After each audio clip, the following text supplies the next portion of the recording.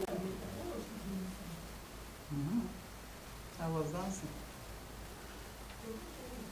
On the news at 3, President Tinubu orders immediate dismissal of digital aid. No resumption yet. Matter still in court. Senate tells Natasha. And Trade Union Congress of Nigeria threatens nationwide strike over 5% petroleum tax, gives government 14-day ultimatum. Good afternoon. Do you love and care about River State and at peace? If yes, let's be and take her to greater height, for this is a task you and I must accomplish. Many thanks for staying with us. It's news at 3. My name is Helen Eric. Join you. Rstv, bring you the news as it is.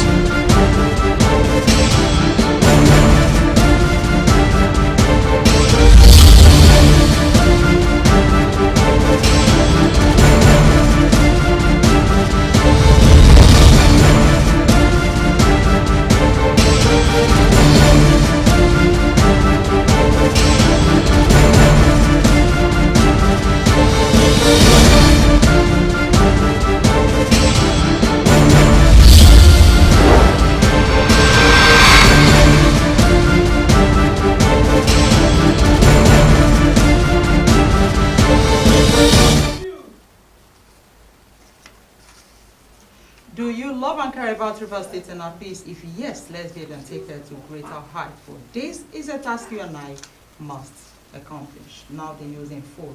The River State government has taken a campaign on flood emergency preparedness, management and control to the local government level, with the administrator of the state, Vice Admiral Ibokete Ekwe retired, calling for collective action to safeguard lives, livelihoods and shared environment.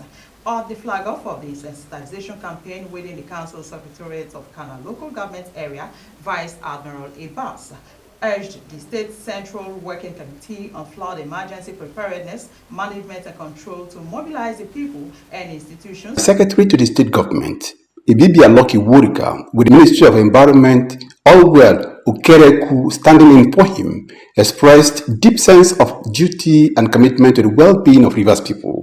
The administrator described the sensitization campaign that have continued to displace families, destroyed farmlands, damaged infrastructure, and threatened food security. Vice Admiral Lebas said the campaign forms part of the proactive strategy of government to mobilize all critical stakeholders in partnership to prevent or mitigate flood disaster when it happens. I'm happy that the entire zone has seized the opportunity to confront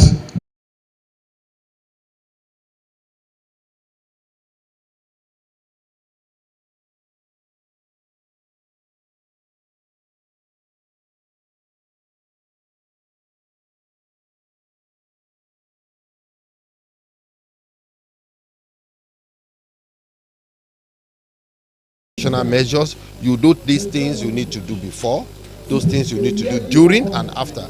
I assure you it will definitely reduce the impact. Council Chairman of Thai, Friday Okbe Mbakbone, Thomas Barere of Kana. the ultra-modern civic center. We are building housing estates, build and see. I will hand over the keys to you. Okay. More things are to come. Improvement are needed. Anyway, we're not alone. Fully interest loan.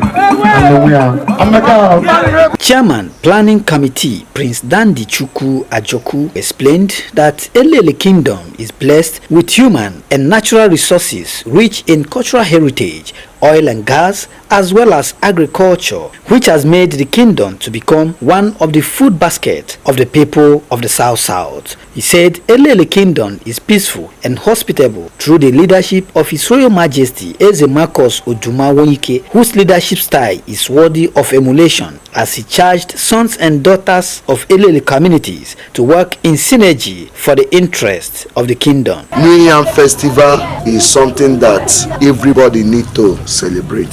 I want to encourage my fellow citizens of Nigeria. They should go back to their roots. When you understand where you are coming from, you will know where you are heading to. Elele community is an ancient kingdom of Ikwere ethnic nationality of Rivers State. Emmanuel Emenyonu, Rstv News.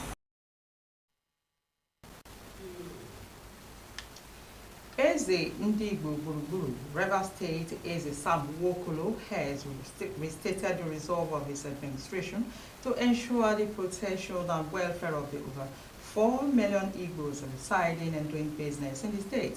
He made the remarks during an interactive session of stakeholders of the Ndigbo community from the 23 local government areas of the state.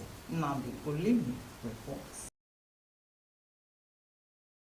During the meeting, which witnessed the discussion of matters relating to the welfare of Ndigbo, Eze Sam Wokolo said the leadership would ensure that the core values and objectives of the Igbo community would be vigorously pursued and achieved. He emphasized that no stone would be left unturned in the quest to protect Igbos residing and doing business in the state from all forms of harassment and intimidation as they go about their normal businesses. According to him, they should remain peaceful and maintain cordial relationship with the people of the state, support the leadership of Ndigbo and River State government. I enjoyed all Igbo citizens in River State to be peaceful and law-abiding. Then after that we talked about our forthcoming election of the Igbo community in River State, because today the ELECO officially opened it and the forms are now available for those that want to contest and drive the Igbo community to the next phase. The meeting provided opportunity for the official declaration and inauguration of the independent Ndigbo Electoral Committee. So the Igbo community, the election will be taking place on the first week of October, and after that we also unveiled some of our plans, some of the things, and then we try to support ourselves, like unveiling of the buses. We acquired about 6 buses and 4 cars for taxis. So it's the bus, minibus and cars for taxi for our people. Chairman of the committee, Samuel Okorie, hinted that the committee will soon begin sale of nominations and interest forms. He assured the readiness of the committee to uphold utmost fairness, honesty and transparency in the conduct of the processes before, during and after the election. The meeting provided opportunity for members to express their views on the challenges and achievements recorded so far. Ndigbo community is an umbrella and social-cultural organization of Igbos residing and doing business in River State with the aim of promoting their welfare and preserving its cultural heritage, amongst others. Namdi Olimini, Rstv News.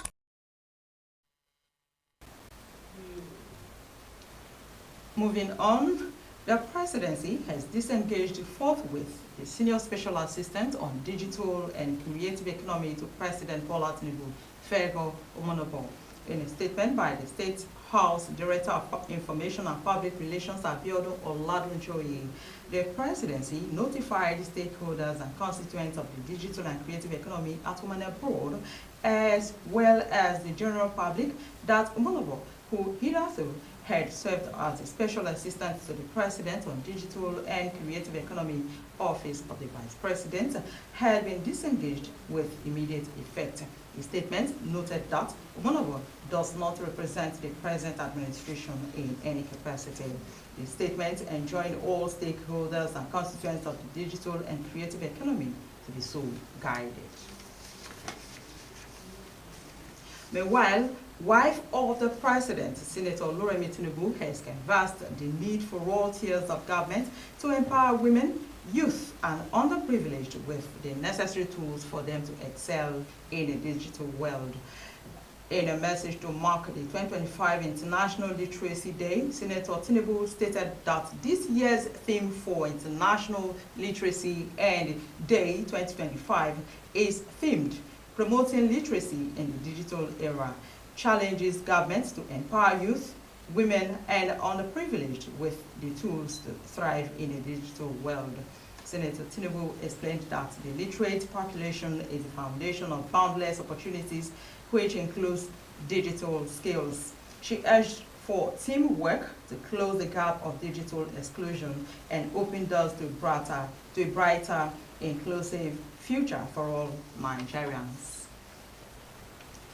Now, the Speaker of the House of Representatives, Honorable Tajuddin Abbas has clarified his earlier comments on Nigeria's 149.39 debt, stressing President Bola Tinubu was committed to ensuring that borrowing remains responsible and tied to productive investments.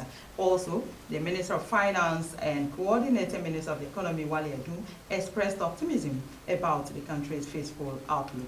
Both officials delivered their remark at the 11th Annual Conference and General Assembly of the West African Association of Public Accounts Committees, hosted by Nigeria's House Public Accounts Committee under the theme, Strengthening Parliamentary Oversight of Public Debts.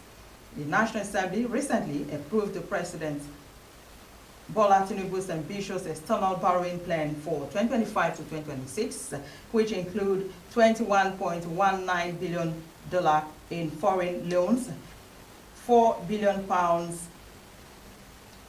15 billion yen, 65 million grants, and about 757 billion naira in domestic borrowing. The borrowing plan, endorsed by both the House and Senate committees on local and foreign debt, was also made up of a proposal to raise an additional $2 million through a foreign currency bond issued in the domestic market. Abbas noted that the public debt, if well utilized, could engender growth and development in any country. Do you love and care about Rivers State and our peace? If yes, let's build and take her to a greater height. Ahead on the news at 3, Mali launches airstrikes in response to militant-imposed fuel blockade, and Nepal's Prime Minister Oli resigns after daily protest over social media ban. Details when we return. This is Rstv World News. We bring you world-class news, accurate, first-hand, entertaining, balanced analysis. Rstv, Channel 22 Port Harcourt. This is Rstv World News. We bring you world-class news, accurate, first-hand, entertaining, balanced analysis. Rstv, Channel 22 Port Harcourt. Welcome back. The Trade Union Congress of Nigeria, TUC, has asked the federal government to stand down within 2 weeks' plan to introduce a 5% tax on petroleum products, or it will embark on a nationwide strike industrial action. A statement by TUC's President Festus Osifo and Secretary General Nuhu Toro described the policy as a reckless proposal, adding that it is nothing but an action of economic wickedness against already overburdened Nigerians. According to the statement, the TUC directed all its state councils, affiliates, and structures nationwide to remain vigilant, watchful, and wait for further communications that may culminate into a decisive action should the government dare to further ignore the collective will of the people. The TUC also called on its allies and civil society organizations, professional bodies, student union, market associations, faith leaders, and all patriotic Nigerians to support it in the struggle. From Nupeng comes this report that scarcity of petroleum product may soon hit the country as members of the National Union of Petroleum and Natural Gas Workers, Nupeng, continue their strike today after negotiations between the federal government, organized labor, and the Dangote Group hit a roadblock in Abuja. This came as Nupeng officials stopped fuel loading activities across the depot nationwide and kicked against Dangote Petroleum Refinery's alleged ban on workers' unionism. Talks broke down after Sayud Tata, who represented the Dangote Group, reportedly walked out on Labour Minister Mohammed Dengiadi and the Labour delegation during discussions over unionization of Dangote refinery workers. The meeting held in Shakotiago Odwaha cannot resume office yet, despite completing her 6-month suspension. A statement by the acting clerk to the National Assembly, Dr. Yahaya Danzaria, the Senate acknowledged the Cote d'Ivoire House notification of her intended return on September 4, the date she claimed marked the end of her suspension. The upper chamber said her 6-month suspension remains in force pending the outcome of a Court of Appeal case instituted against the Senate by Cote d'Ivoire. It insisted that no administrative action can be taken until the Court of Appeal delivers a verdict, arguing that a suspension took effect on March 6, 2025, and that the matter is still in subjudice. From NOA, we bring this report that the National Orientation Agency, NOA, has warned that Nigeria risks deeper poverty, social disunity, and democratic setbacks unless urgent steps were taken to raise literacy levels and equip citizens with digital skills. Speaking in Abuja at an event to mark the 2025 International Literacy Day, NOA Director General Malam Lanre Issa Onilu said literacy must be treated as a national survival issue. Issa Onilu said the literacy is not just about reading and writing, it is the gateway to knowledge, innovation, and meaningful participation in the democratic process, while stressing that a literate Nigeria is a stronger Nigeria. He said Nigeria could not achieve sustainable development if large sections of its population remain locked out of knowledge and digital skills, stressing that literacy is central to poverty reduction, improvement of civic participation, and preparation for the global knowledge economy. Issa Onilu urged state governments, parents, teachers, and community leaders to treat literacy as a collective responsibility and called for strengthening of public libraries and removal of barriers to education for women, girls, and other vulnerable groups.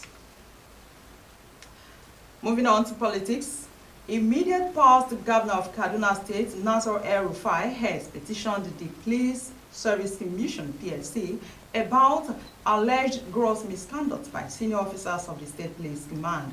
In a statement, El-Rufai accused the Commissioner of Police in Kaduna State of abusing his office. He urged the PSC to immediately launch an impartial investigation into what he described as unlawful and unconstitutional conduct by authorities of the command. The former governor and other opposition politicians were attacked by suspected political thugs during a meeting in Kaduna. El-Rufai subsequently accused the police of collusion with the thugs and said the officers merely watched while the meeting was being attacked. Now, on the foreign scene, military has launched airstrikes in the gold-rich Kayas region of Mali after Al-Qaeda-linked militants moved in to block fuel import into the capital, Bamako. The group Jamaat Nusrat al-Islam World Muslim announced a blockade last week, also restricting movement in the towns of Kayes and Nioro near the Senegalese and Mauritanian borders. Since then, militants have stopped fuel trucks and escalated attacks on businesses, including cement factories, sugar plants, and gold mines operated by global firms like Barrick and B2 Gold. The Malian army confirmed airstrikes and hostage rescue in Yemen and Nioro, but the pressure is mounting launched airstrikes in the gold-rich Kayes region after Al-Qaeda routes are blocked across key trade routes. Coming from Gaza now is the report that Gaza's Hamas-run health ministry says 82 people have been killed in this trip in the last 24 hours. In a statement, Gaza Hamas-run health ministry says at least 64,605 people have been killed in Israeli attack in Gaza since October 2023. It adds that a number of victims remain under rubble, with rescue crews currently unable to reach them. The ministry's numbers are considered reliable by the United Nations and international institutions. However, it does not distinguish between civilians and fighters. Nepal has lifted a social media ban on one day after protests turned deadly, with at least 19 people killed by security forces as demonstrators rallied against internet restrictions and government corruption.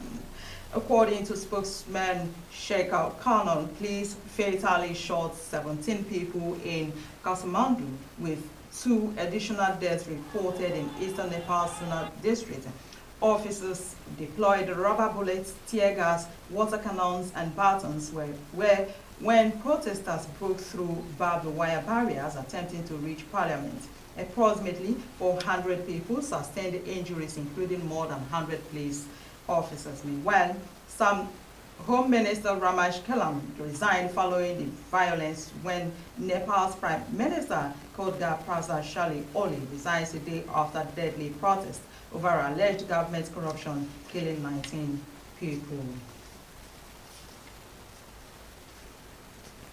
And in sports, former Nigerian international Kaizer Chiefs goalkeeper Daniel Akpeyi has said South Africa's Bafana Bafana will find it difficult against the Super Eagles in today's Group C match day 8, 2026 FIFA World Cup qualifier. Let's join Tarina Odibi as she tells us more on this. Bafana Bafana topped the group on 16 points and are 6 points ahead of the Super Eagles. Both teams go into the game on the back of wins against Lesotho and Rwanda last week. The Super Eagles have the upper hand over the South Africans as they have won 2 and drawn 2 in their last 4 clashes. Looking forward to the big encounter, Akpeyi posited that Bafana Bafana were not too convincing in their 3-0 win against Lesotho. Nigeria's team of athletes and officials for the 2025 World Championships in Tokyo, Japan are expected to depart the country today ahead of the event restarts on Saturday, September 13th. The departing Nigerian continent comprises a few athletes and officials, as some US-based athletes have started arriving in Tokyo. Sprinter Koyinshola Ajayi hinted at his arrival in the Asian country. Nigeria will field 15 athletes in 11 events, which include the men's and women's 100 meters, women's 100-meter hurdles, men's 400 meters, and men and women's long jump. Nottingham Forest have sacked head coach Nuno Espirito Santo. Forest, in a statement, confirms the development. It is believed that no one has yet lined up as a replacement, but the club are hoping to move swiftly. Crystal Palace manager Oliver Glasner, Bournemouth boss Adoni Roland, USA head coach Mauricio Poento, and Fulham's Marco Silva are all widely admired by the Forest hierarchy. Odibita about Rstv Sports News.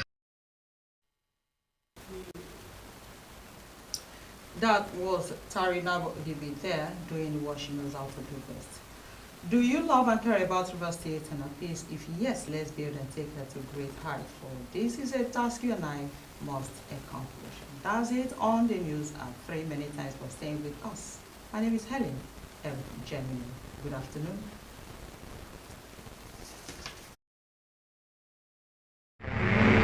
Rstv, bring you the news as it is.